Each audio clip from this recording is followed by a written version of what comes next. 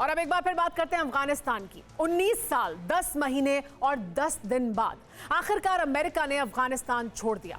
बीते 2 दशक से पठान लैंड में डटे अमेरिकी सैनिकों की वतन वापसी हो गई। लेकिन आपको बता दें कि जिस तरह से सुपर पावर अमेरिका अफगान से रुखसत हुआ, उसे देख पूरी दुनिया हैरान है। किसी को यकीन नहीं हो रहा है कि आखिर एक आतंकी संगठन के आगे महाशक्ति घुटने क्यों टेके। क्यों 31 अगस्त की डेडलाइन पूरी होने से पहले ही अमेरिका ने काबुल एयरपोर्ट को खाली कर दिया। क्या अफगानिस्तान की टेरर ब्रिगेड ने सुपर पावर के हौसले पस्त किए? क्या तालिबान ने अमेरिका को इतना मजबूर कर दिया जिसके चलते उसे पूरी दुनिया के सामने आत्मसमर्पण करना पड़ा? देखिए इस रिपोर्ट में। सरेंडर, सरेंडर और सरेंडर। दुनिया की सबसे ताकतवर सेना का गुमान पालने वाला, सबसे विस्फोटक हथियारों की धौंस दिखाने वाला, दुश्मनों को उन्हीं के घर में घुसकर मारने वाला इस तरह एक आतंकी संगठन के आगे सरेंडर करेगा, इसका अंदाजा शायद किसी को नहीं था। ये तस्वीर काबुल एयरपोर्ट की है, जिसमें अमेरिकी मरीन कॉर्प्स का कमांडर दिख रहा है। ऐसा लग रहा है मानो वो दौड़कर किसी विमान पर चढ़ने की कोशिश कर रहा है। जी हाँ, यही सच है। काबुल एयरपोर्ट पर यूएस आर्मी का यही वो कमांडर है जो सबसे आखिर में C-17 ग्लोब मास्टर में सवार हुआ। और इसके साथ ही 19 साल 10 महीने और 10 दिन बाद अमेरिका ने अफगानिस्तान को छोड़ दिया। चलिए मान लिया कि अमेरिकी प्रेसिडेंट बाइडेन ने पहले ही यूएस आर्मी की अफगानिस्तान छोड़ने की तारीख का ऐलान किया था। 31 अगस्त डेडलाइन थी। मगर आप ये जानकर हैरान रह जाएंगे कि 31 अगस्त आने से पहले ही अमेरिका काबुल एयरपोर्ट से अपने तंबू कनात समेट कर भाग खड़ा हुआ। अफगानी समय के मुताबिक रात 11:59 पर ही अमेरिका का आखिरी C-17 विमान उड़ गया। उससे पहले रात 11 बजे पहले C-17 ग्लोब मास्टर ने टेक ऑफ किया। रात 11:30 बजे दूसरे C-17 ग्लोब मास्टर ने काबुल एयरपोर्ट से उड़ान भरी। रात 11:59 पर तीसरा C-17 globe master Kabul airport से आखिरी अमेरिकी सैनिक को लेकर टेक ऑफ कर गया। जरा सोचिए, ये वही अफगानिस्तान है जहां आज से करीब 20 साल पहले अमेरिका सुपर पावर के तौर पर दाखिल हुआ था। बीते 20 सालों तक अमेरिकी फौज पूरी ताकत के साथ पठान लैंड में डटी रही, मगर आज उसी अमेरिका को इस तरह भागना पड़ा।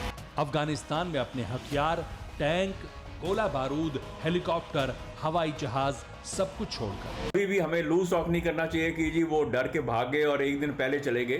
तो ये बड़ा नॉर्मल चीज़ है। जब भी होता है कि कोई operation is to be completed by so and so date, so and so time, ठीक है, तो उसके अंदर कोई ज़रूरी नहीं है कि वो आपने उसी समय रात के 12 बजे कंप्लीट करना है। उसी दिन आप उसको पहले भी कर सकते हो अगर आपकी फेवरेबल सिचुएशन है और साथ में आप उसको कॉम्प्लिकेट नहीं करना चाहते, आप दूसरे आदमी को मौका नहीं देना चाहते कि वो कोई इसके अंदर इंटरफेयर करे और कोई प्रॉब्लम क्रिएट करे, और तो दूसरे की कोई प्लान बना रहे तो आपने उसको अपसेट कर दिया, उसको अपसेट कर दिया है।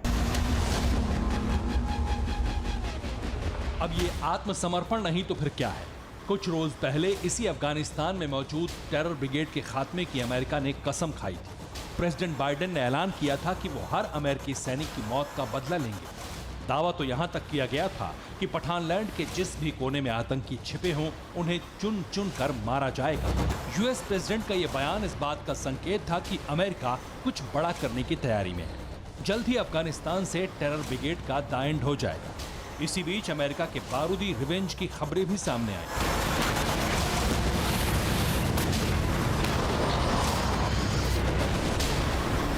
मगर किसे पता था कि रात के अंधेरे में सुपर पावर अफगानिस्तान को छोड़ने पर मजबूर हो जाए।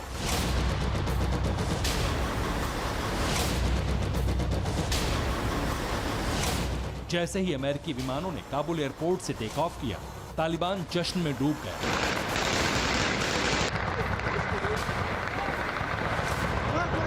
बारूदी अंदाज में तालिबान के लड़ाकों ने काबुल एयरपोर्ट पर ताबड़तोड़ गोलियां दागी।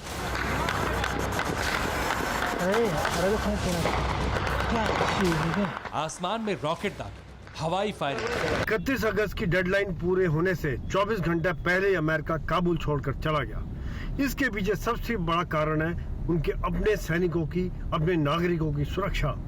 क्योंकि कोई भी देश जब आखिरी दिन तक अपना काम नहीं छोड़ता है, ये एक सरप्राइज फैक्टर भी रखते हैं ताकि दूसरे लोगों को पता नहीं चले वो कब जा रहे हैं। दूसरा, ISIS के लगातार चेतावनी मिल रही थी, इंटेलिजेंस की रिपोर्ट आ रही थी कि किसी प्रकार का हमला हो सकता था। ऐसे में अमेरिका अभी और कैजुअलिटी नहीं ले सकता था। अब सवाल यह है, आखिर महाशक्ति अमेरिका के आत्मसमर्पण की स्क्रिप्ट किसने लिखी?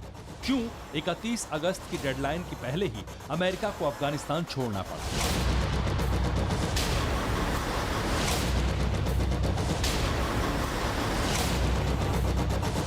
क्यों तालिबान के सामने सरेंडर करना पड़ा? तो इसकी वजह भी जान लीजिए। बीते 20 सालों में अफगानिस्तान में अमेरिका ने पाया कुछ नहीं, खोया बहुत कुछ है। अफगानिस्तान पर अमेरिका ने पानी की तरह पैसा बहाया, मगर जो बात अमेरिका को ज्यादा खली थी वो अमेरिकी सैनिकों की मौत है।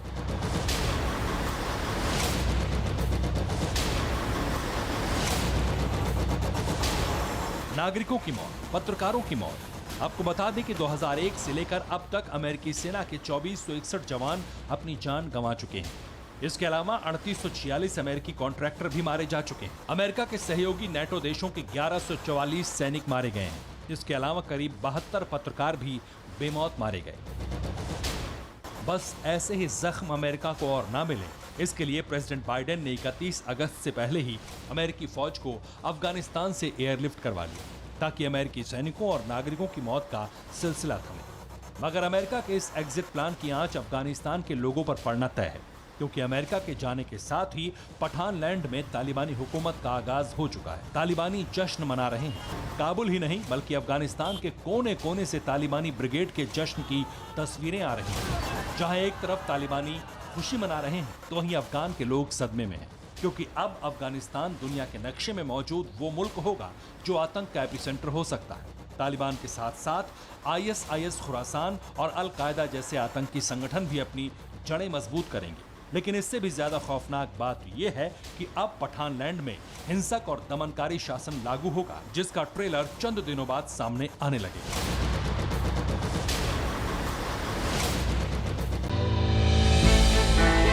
हमने की गलती फिर एक बार, कोरोना ने किया दोबारा प्रहार। मास्क, 2 गज दूरी, करें अपनी सुरक्षा पूरी। कोरोना टीका हम सबको लगाना है, मिलकर साथ समझदारी से कोरोना को हराना है।